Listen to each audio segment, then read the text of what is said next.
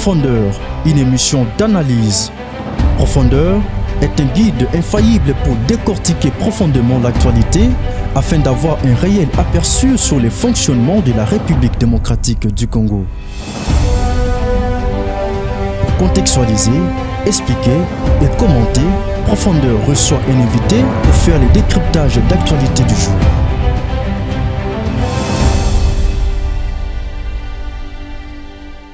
iWeb. Honorable, alors en ce qui concerne par rapport aux députés nationaux, vous partagez l'avis avec le professeur par rapport aux 7 ans?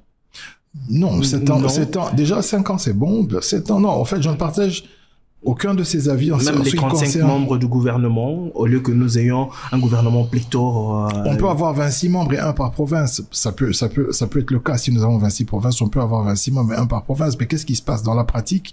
Le gouvernement est issu de la majorité parlementaire. Et donc, est-ce que nous allons contraindre une majorité parlementaire à choisir?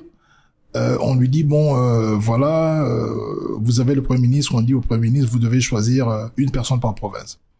On pourrait le faire, on pourrait l'inscrire dans la loi, ça pourrait créer de l'accalmie, mais est-ce qu'aujourd'hui, c'est possible? Ce sont des discussions politiques. Est-ce que quand on est à la tête du pays, on a les fonctions, on sert un territoire, une province, ou bien on sert la nation? Pourquoi faudrait-il prendre les gens par rapport à leur... non, mais je viens de vous dire que je ne partage pas cette vision. À l'époque, il y a quelques années, lorsque Mobutu parlait, le feu Mobutu, le maréchal, parlait de Tata Bomoko, cette ville était appelée Kinshasa la Belle, mais le gouverneur de la ville était du Kasaï. Kondevila Kikanda était promu, ou si vous voulez, plébiscité meilleur gouverneur du Nord Kivu, mais il était du Bas-Congo. Donc il y avait ces possibilités-là. Aujourd'hui, avec le système électoral actuel, lorsque vous n'êtes pas d'une contrée, vous ne pouvez pas aller vous présenter comme candidat. Et donc on est en train de frôler ou de flirter avec le fédéralisme. La décentralisation mal conçue nous est conduit vers un fédéralisme patent. Parce qu'aujourd'hui, c'est presque impossible. Lorsque vous n'êtes pas en dehors de Kinshasa, on élit toutes les provinces. Mais ce qui reste, vous devez vraiment être originaire du coin pour postuler. Et comment rétablir la décentralisation pour qu'il équilibre? Mais c'est ça. Écoutez, je ne vais pas vous donner des formules magiques. Il y a des possibilités de discussion dans la modification de la Constitution. Parce qu'aujourd'hui, je pense qu'il faudrait adapter la Constitution en dehors des cas que nous connaissons tous, les cas de verrou, parce que tout le monde est sur l'article 220. Donc moi, je ne vais pas aller sur ces discussions-là de l'article 220 parce qu'il est peut-être utile jusqu'à ce jour. Mais il y a beaucoup d'articles sur l'organisation de l'État, la forme de l'État, sur lesquels on peut apporter des améliorations pour corriger ces anomalies. Et malheureusement, ce n'est pas la tribune parce que il y a des discussions philosophiques, parce que derrière la gouvernance, il y a de la philosophie. Et la philosophie, c'est celle qui détermine l'orientation du pays. Mais bon, dans notre pays ici, même ceux qui m'ont en ayo, Aningaba, la Sorotuni, Mobali, on a sur Salarani, il dit qu'il est philosophe, peut-être même Yorobo et Mobali, parce que bon, on ne veut pas philosopher, on ne veut pas réfléchir. Mais je crois que ce pays, la constitution de ce pays doit être dirigée doit être inspirée par une philosophie. La philosophie de développement. Qu'est-ce que nous voulons exactement? Dans les 10, 15 ans, qu'est-ce que nous voulons exactement? Est-ce que c'est nécessaire, par exemple, que sur une carte d'identité, on mette la province d'origine? Est-ce que sur une carte française, on dit il vient de Marseille, c'est un Marseillais ou c'est un Lyonnais? Est-ce que c'est nécessaire qu'on mette le territoire? Pour moi, il faudrait que sur la carte d'identité, il y ait le nom et c'est tout et la nationalité, point barre. Lorsqu'on remplit nos fiches, le formulaire C3, C7 et tout ça, on va jusqu'au village. Est-ce que c'est nécessaire? Est-ce que c'est nécessaire? Est-ce qu'on ne devrait pas aller ou revenir à l'ancien système où vous avez le nom de la personne, son adresse et tout ça, la personne est congolaise, qu'elle se sente à l'aise partout. Et tout cela, ce sont des discussions que nous devons faire parce que c'est dans la Constitution, c'est l'organisation de l'État et on a bien vu que la décentralisation a connu son apogée, mais maintenant nous sommes dans un déclin qui ne dit pas son nom, de telle sorte que toutes les villes sont dirigées, et même lorsqu'on parle d'une même province, vous allez voir qu'au niveau du gouvernorat, il y a aussi si vous voulez, des divisions pour la même province. Vous avez Bas-Fleuve, vous avez Cataracte pour le Bas-Congo, vous arrivez au Kasaï, vous avez les gens de Louisa, et vous avez peut-être les gens du Kasaï central, les Louloua, vous avez les Babindi, vous avez les Bakete, vous avez les gens de Kazumba. Au fait, toutes ces choses-là, moi je ne les ai connues qu'à l'âge adulte. je suis né congolais, mais j'ai appris que j'étais de Dibaya ou de Dibanda. Je l'ai appris, j'avais déjà plus de 40 ans. Sinon, j'avais posé la question. Il fallait que j'appelle mes grands-parents pour qu'ils m'expliquent je suis d'où. Donc, je ne pense pas que ce sont des choses utiles ou nécessaires. Elles ont été stigmatisées parce qu'on voulait vraiment décentraliser et pousser très loin l'identification, mais je ne pense pas que c'était nécessaire. Et donc, le jour que les discussions seront ouvertes pour l'amendement ou la modification de certains ou l'adoption d'une nouvelle constitution, tout en gardant les articles qui doivent être verrouillés parce qu'il faut qu'ils existent, ces articles, on pourrait repenser le pays, on pourrait repenser la gouvernance. Parlons élections honorables. Estimez-vous vraiment que la loi électorale est à notre réalité? Non, parce que c'est nous qui l'avons écrite, ce que nous avons proposé en termes de... Nous sommes le G13, ce que nous avons proposé en termes d'articles, 18 innovations. C'était du copier-coller. 15 ont été annulés, 15 ont été rejetés. Nous n'avons pas fait du copier-coller, nous avons apporté des innovations qui ont été balayées par l'Assemblée nationale ou la majorité de nos collègues, notamment en ce qui concerne par exemple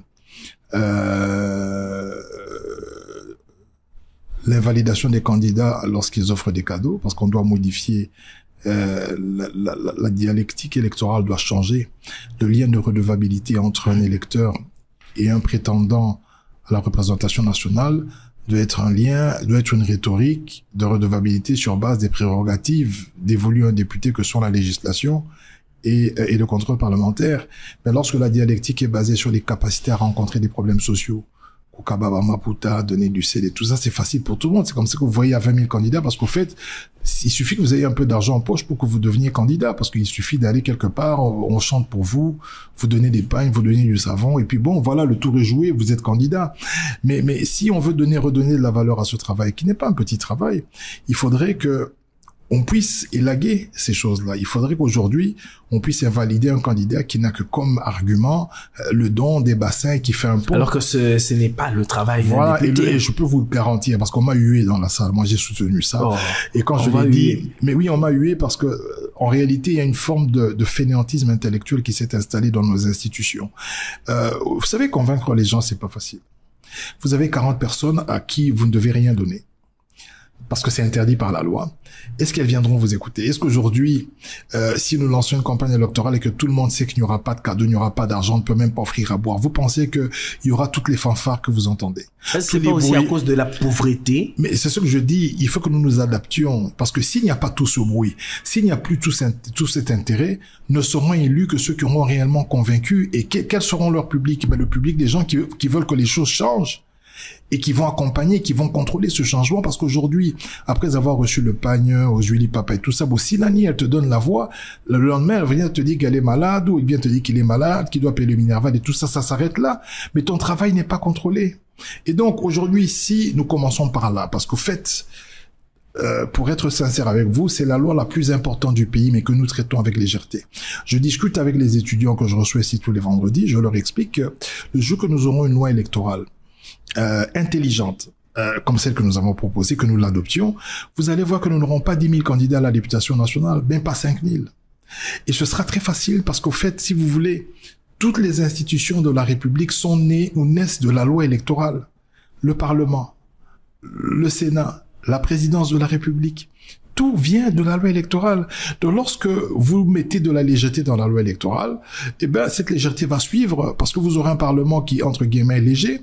Il va sortir une majorité. Et cette majorité va désigner un gouvernement qui ne sera pas performant, et ainsi de suite.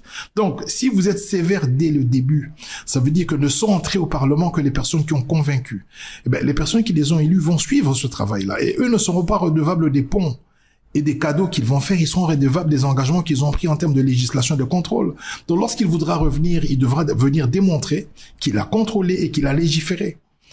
Et en ce moment-là, on va remettre ce travail dans l'élitisme, parce qu'aujourd'hui, on n'est plus dans l'élitisme, on est dans le folklore. Aujourd'hui, être député, vous allez toujours voir une grosse photo, c'est un schéma classique, vous organisez des tournois de football, vous faites une fondation, vous vous occupez d'un orphelinat, vous organisez un concert, un musicien arrive, vous donnez des polos aux gens, les gens dansent pour vous, vous faites un forage d'eau, ça c'est de la fainéantise intellectuelle. Non, vous voulez dire que si aujourd'hui il y a flux de gens qui veulent postuler à la députation, c'est à cause. Mais parce qu'il n'y a pas des lois sérieuses. Non, c'est parce que la loi électorale est légère. C'est parce que la loi électorale a fait en sorte qu'aujourd'hui, n'importe qui se sent en mesure d'être député. Elle a laissé le champ libre à tout le monde. Oui, n'importe qui. Quand je dis n'importe qui, je ne dénigre personne. Je veux dire que nous avons des aptitudes. Netinga Jean-Jacques Mambaboui. Europe Sangab instrument tout, moi, comme un grand chanteur exaté. Je n'ai pas les aptitudes pour naza la grand chanteur. Naza n'a pas aptitude pour naza l'ingénieur civil. Calcul, machine, tout ça, j'ai des aptitudes pour faire ce que je fais, je le fais avec passion. Mais est-ce que je fais ce travail avec des personnes qui le font avec passion, ou bien des gens qui le font avec nécessité, par nécessité? Est-ce que tous ceux qui viennent en politique, comme député, est-ce que ça l'ont par conviction, par passion, ou bien ils le font par nécessité parce que boulot, parce que cop. Soi-disant, il faut pas 21 000, dans un candidat. Donc, l'idée, c'est celle-là. Un pays sérieux fait tout pour mettre beaucoup de sérieux dans la loi électorale. Ce qui est loi électorale est à Malamouté, toutes les institutions qui naîtront de cette loi électorale légère seront légères aussi. C'est ça le malheur de la République démocratique du Congo, mesdames et messieurs. Honorables, nous sommes à quelques mois des élections. Il est bientôt là, c'est la rentrée scolaire des enfants. Les parents sont en train de réclamer, en train de se plaindre. Il y a hausse du dollar, les articles ou bien des choses sont tellement chères au marché, l'économie est en train de vaciller, les fonctionnaires réclament leur salaire, ils ne sont pas payés. Qu'est-ce qui se passe? Est-ce que on saura aller aux élections avec ces conditions-ci? Bon, je ne veux pas faire les liens entre la rentrée scolaire et les élections ou les difficultés économiques que nous avons les élections. Mais je participe de la souffrance des populations. Je sais que c'est extrêmement compliqué. Moi-même, j'ai des enfants scolarisés. Heureusement qu'ils n'ont jamais changé d'école. Ils sont toujours dans la même école. Ça fait une dizaine d'années. Mais dans la même école, le Minerval augmente. Et il augmente en dollars. Chaque année. Chaque année. La gratuité de l'enseignement a soulagé beaucoup de parents. Ça a permis à plus de 4 millions d'enfants d'avoir accès au système scolaire. Après, il faudra y rajouter les efforts à fournir pour améliorer la qualité de l'enseignement et aussi améliorer le traitement de ceux qui dispensent cet enseignement. Dans la qualité, il y a les infrastructures et ainsi de suite. Les efforts sont fournis, ils ne sont pas aussi rapides qu'attendus, mais en tout cas, ils sont fournis, il y a des déploiements. Avec les 145 territoires, il y a beaucoup d'écoles qui ont été livrées aussi. Maintenant, la situation que nous traversons du dollar, c'est une situation que nous devons tous comprendre. Je ne vais pas justifier, je ne veux pas dire que ce n'est pas de la faute du gouvernement. Mais il y a une chose qui est certaine, et je crois que le chef de l'État... Je ne vais pas dire que ce n'est pas la faute du gouvernement. Je ne vais pas le dire. Donc, parce que je préfère... D'un côté, c'est aussi la faute du gouvernement. En partie, et si le gouvernement reste responsable devant le Parlement de la gestion du pays. Ça veut dire que lorsque nous allons rentrer en septembre, nous allons reddition des comptes, nous recevrons le ministre des Finances, le ministre du Budget, nous allons en parler. Donc, je suis jamais là pour faire du dialélisme, vous expliquer que tout va bien et dire que c'est la faute de quelqu'un d'autre. Nous avons, en tant que gouvernants, notre responsabilité et davantage ceux qui gouvernent, c'est-à-dire, je parle essentiellement des ministres. Ministre sectoriel, ministre des Finances, ministre du Budget, ministre de l'Économie. Qu'est-ce qui se passe actuellement? Le chef de l'État s'est même exprimé sur la justice. Il y a un phénomène qui est constaté ces 6 derniers mois. C'est que les banques commerciales se vident des avoirs des grandes entreprises. Maramadola ou Bozo Kawana, c'est parce qu'en réalité, lorsque bon les côté belé, les grosses entreprises, basant la tendance à délocaliser la banque périphérique. Vous allez voir que les banques zambiennes bazo bafon et belé, les banques rwandaises bazo bafon et belé. Pourquoi? Parce que il y a un climat d'insécurité. Par quoi il est causé ce climat d'insécurité? Avant dans le Bélango, je vais vous dire d'abord une chose. Vous savez que nous n'avons que 800 entreprises dans ce pays. 800 entreprises qui font 90% des recettes de la DGI. 800 entreprises seulement. Sur aucun Paris, vous avez peut-être 4000 entreprises juste pour la ville de Paris. Mais pour toute la République démocratique du Congo, 800. 90% des recettes de la DGI sont produites par 800 entreprises et peut-être que parmi les 800 peut-être 500 basali liés à un secteur minier. Les autres d'autres secteurs. Mais le secteur minier peut prendre 500 à 600, c'est-à-dire les secteurs miniers et les dérivés du secteur minier. Donc, vous avez 800 entreprises qui font 90% des recettes de la DGI. Donc, nous avons un gros problème parce que nous n'avons pas assez l'assiette fiscale. La pression est très forte sur ces entreprises-là. Si nous avions 15 000 entreprises, on aurait moins de pression. Ça, c'est un fait. Mais il y a aussi Et d'ailleurs, Naoutcho code sa proposition de loi Moko qui est relative aux biens saisissables, aux biens et droits qui sont insaisissables.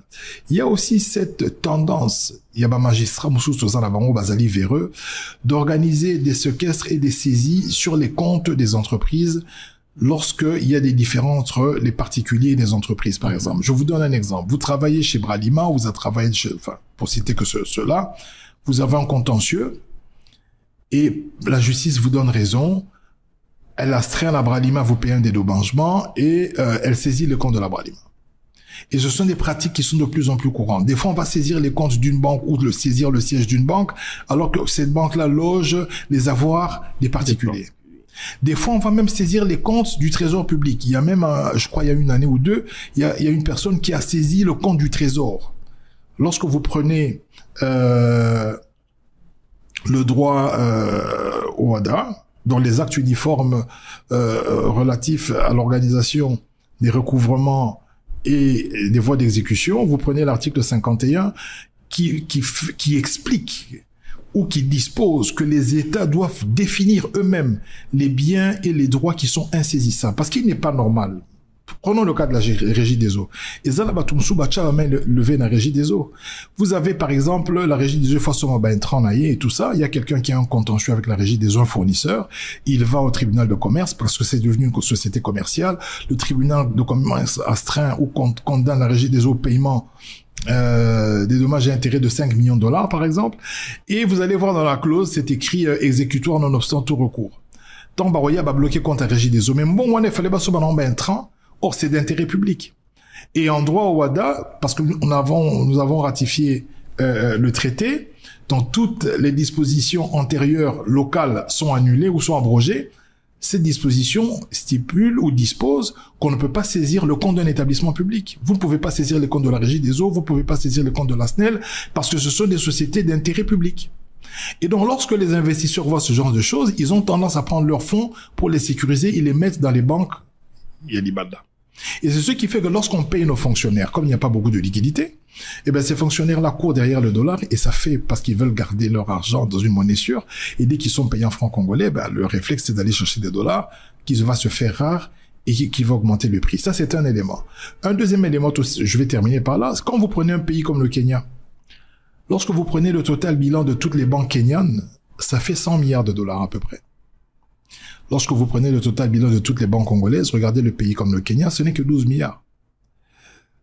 Et d'ailleurs, dans la liste des pays, quand on parle de thésaurisation, nous sommes les derniers. Parce que notre taux est de 19%. Alors que dans d'autres pays, c'est 60, c'est 80%, c'est-à-dire la quantité de devises ou d'avoirs des banques qui sont logées localement. Ici, les banques ne logent que 19% de tout ce qu'elles ont. Donc, je vous parle d'Ecobank et tout ça, toutes ces banques, lorsque vous prenez le total de leurs avoirs, le niveau des avoirs disponibles sur le territoire national, ce n'est que 19%. 19%. Donc, imaginez-vous que ça monte à 30 ou à 40%, il y aurait beaucoup plus de moyens pour financer l'économie. Donc, il y a un gros problème, et je pense que le gouvernement est responsable. Et moi, j'ai fait cette proposition de loi pour un peu sécuriser et améliorer aussi le climat des affaires. C'est que nous devrions être en mesure d'établir des règles qui vont garantir la sécurité des avoirs de nos investisseurs. Parce que nous avons besoin de ces investisseurs-là pour la création d'emplois, pour la création de richesses. Donc, dès lors qu'ils ont le réflexe, même avec le rapatriement de 60%, qui est imposé au secteur minier, maintenant, qu'est-ce qu'ils font? L'argent arrive lundi, le mardi, il repart. Il rapatrie parce qu'ils doivent respecter la loi, mais le mardi, cet argent repart au Rwanda, cet argent repart en Angola, ou cet argent repart en Zambie. Donc, avec voilà ce climat d'affaires, c'est difficile que les investisseurs viennent. Mais voilà. Et donc, comme nous aussi, nous sommes dans la psychose des élections, il y a des problèmes d'insécurité et tout ça, tout cela participe de l'insécurité financière que nous traversons, et des mesures idoines doivent être prises, entre autres, comme je viens de vous le dire, nous devons nous soumettre au droit Rwanda parce que nous l'avons ratifié, disposer de la nomenclature des biens et des droits qui sont insaisissables, de sorte de protéger au moins ceux qui acceptent encore de travailler, de rester au Congo. Est-ce la cause pour qu'il y ait retard de paiement des agents de l'État, des fonctionnaires d'une certaine façon? Parce qu'autrefois, les fonctionnaires étaient payés à partir du 5 déjà, mais aujourd'hui on va jusqu'au 15 et on va jusqu'au 20. Il y a éventuellement des difficultés de trésorerie. Nous allons questionner le ministre des Finances. C'est ce qui est anormal. que je ne peux justifier aucunement, que je ne peux défendre. Dans un ministère ou bien dans une entreprise publique, on paye une partie et puis les autres ne sont pas payés. Que je ne peux justifier ni défendre aucunement, mais j'ai besoin d'explications. Nous allons recevoir le ministre des Finances, on lui posera la question. Si ces explications sont convaincantes, tant mieux, mais si elles ne le sont pas, des mécanismes seront enclenchés pour le contrôle parlementaire, pour le sanctionner, éventuellement le démettre de ses fonctions. Donc, sans explication, c'est difficile. Mais je sais que la situation globale est compliquée et qu'il y a une politique monétaire qui est mise en place, de sorte que lorsqu'il y a un flux important de francs congolais liés à la masse salariale des agents de l'État, donc fonctionnaires, policiers, militaires, magistrats, députés nationaux, sénateurs, lorsqu'on paye tout ce monde-là au même moment, vous avez une grosse quantité de francs congolais qui circulent. Et cette grosse quantité de francs congolais qui circulent a tendance à faire augmenter les prix parce que tout le monde cherche du dollar. Donc ça, c'est un problème que nous n'arrivons pas à résoudre et je vous ai expliqué quelques pistes de solutions, mais aussi les causes. Et ça peut être des explications pour lesquelles le gouvernement central, au lieu de payer tout en une fois, essaie de voir comment il injecte d'abord une partie de francs congolais, il voit comment le marché réagit et il y va par palier. Ça peut le justifier, mais bon, encore une fois, il faudrait que le ministre des Finances nous donne les réponses. Très bien. Honorable, nous allons mettre terme à notre entretien d'aujourd'hui. Dans quelques mois, les élections, je parie que vous vous préparez déjà pour par rapport à votre base. D'abord, pour moi, la base n'existe pas. Ah, vous n'avez pas de base? Non, la base, ce principe-là n'existe pas. Ah, n'existe pas pour vous? Non, philosophiquement, c'est un terme galvaudé que nous utilisons pour essayer d'imaginer qu'il y aurait des gens qui sont obligés de vous voter. Ça n'existe pas. Je pense que l'être humain est un être libre et que avoir sa confiance, ça doit être mérité et il y a un travail à faire derrière. D'abord, pour ceux qui ont été élus une première fois, c'est un travail justificatif de bilan. Pour ceux qui ne l'ont pas été, c'est un travail de conviction en termes de prétention de ce qu'ils pourront faire. Et donc, pour moi, pourquoi je dis que la base n'existe pas? Parce qu'il n'y a pas de base stable. Il est démontré dans le monde entier que 80%, sur toutes les assemblées, il n'y a que 80% des personnes 80% des assemblées sont renouvelées. Ça veut dire qu'il y a 20% qui reviennent en moyenne. Donc, si les bases existaient, elles existent alors pour les 20% qui reviennent chaque fois, et pour les 80, quid de la base. Donc, ce n'est pas, voilà, je ne prends pas les choses comme ça. Je pense qu'il y a un travail à faire en continu, il y a des comptes à rendre, et aussi, il faut considérer que les personnes sont libres. Donc, même lorsqu'elles vous acclament, elles chantent, elles disent qu'elles vont vous voter, il peut arriver que le jour du vote, elles changent d'avis. Alors, lorsque vous avez fait une manifestation publique, et tout sur le biosa populaire, popularité, ça se connaît dans les urnes, et donc avec beaucoup d'humilité, nous irons vers nos électeurs, présenter ce que nous avons fait et dire ce que nous comptons continuer à faire pour eux. Mais encore une fois, ils sont les seuls décideurs et il faut respecter leur choix. Honorable, tant Yozota la bilan nayo il y a 5 ans, parce que déjà au 5e année, s'il y déjà, oso estimer ndengini bilan nayo est ça positif? Il y a 5 ans. Et sur mon bilan est négatif. Donc, au fait, je ne vais même pas parler de mon bilan. Parce que je ne peux pas m'auto-évaluer. Il y a des gens qui espéraient que je fasse mieux. Il y a des gens qui ont constaté que j'ai fait plus que ce que je devais faire. Il y a des gens qui peuvent considérer que Nassali Moussala Malamouté. Au fait, je ne suis pas dans l'auto-évaluation. Je suis dans ma disposition. Philosophe, Alba, connais-toi toi-même. Mes électeurs, ou ceux qui me connaissent, disponibilité nangai, y'a quoi servir Mboka. Ça peut être en tant que député, peut-être le bien en tant que ministre, le bien en tant que DG, ou en tant que simple citoyen pour partager mon Moukiongay Naïbi.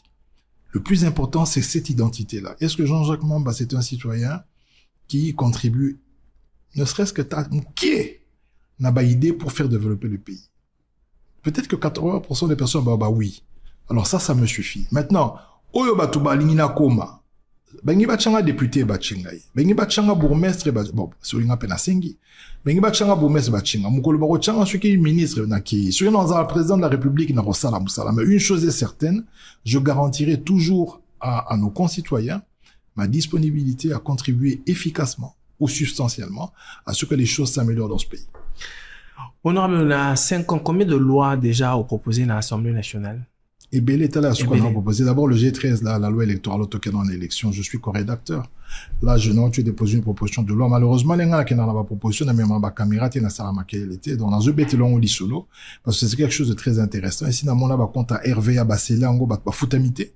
Parce que Moutoumora, c'est là qui saisit, n'a pas compte. Donc, bah, RVA, ce barrière, on a un moment où, bah, c'est plaqué, maramon ici, là. Parce que, bon, vous tournez, chaque fois, bon, un côté, arbakanga, en gros, kaka. Alors, toutes ces choses-là doivent être évitées. Donc, il y a des lois que nous faisons, mais là, on a été, en termes de statistiques, pour vous dire, on a sali 15 lois, loi Otezanga, ce n'est pas ça le problème. Parce que nous avons assez de lois dans ce pays. Mais nous ne les respectons pas. Ce n'est pas un problème de loi que nous avons. Ce n'est pas un problème de loi, c'est un problème de respect des lois qui se posent. Et le respect des lois, c'est dans le chef de ceux qui sont censés les respecter. Ce sont les autorités publiques, ceux qui sont investis de l'autorité publique, les gouvernants, les ministres, les députés, et ainsi de suite. Très bien, honorable. Peut-être un mot au public qui vous nous suit en ce moment ici. Mais écoutez, c'était un plaisir. Nasepili Koyamba Palangayawa. Donc, il faut y aller à la masolo. Nalingi po yana collègue na wana to sala ta émission mususu ou alo balinga la wana pour moninga na ba émission française te française à passer. Nous to sala émission mo alinga la to sur la masolo mboka. On doit continuer à parler. Les élections arrivent. Ngana disponible. Je n'ai aucune prétention. On a le but que il faut gagner, il faut qu'abachanga député. Non. Na romeka. Bah, on va continuer à défendre, défendre, idée à malin pour n'importe. En tout cas, il y disponible. On va ensemble, ça. Merci, honorable Jean-Jacques Mamba, de répondre à nos questions. C'était un plaisir. Mesdames et messieurs, c'en est fini. Je vous dis merci d'avoir été très nombreux à devoir nous suivre. Je dis un grand merci à Imagique de nous accompagner par ces belles images que vous voyez partout. Et je vous demanderai de nous suivre sur nos pages Jules Millet, Facebook, Twitter, Instagram pour ne rien rater. Alors, je vous dis au revoir. On se retrouve très prochainement. Que la paix soit avec vous. Et que Dieu vous bénisse.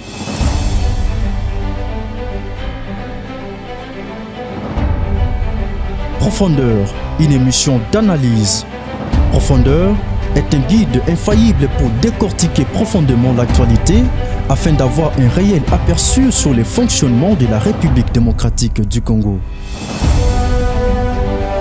Pour contextualiser, expliquer et commenter, Profondeur reçoit un invité pour faire les décryptages d'actualité du jour.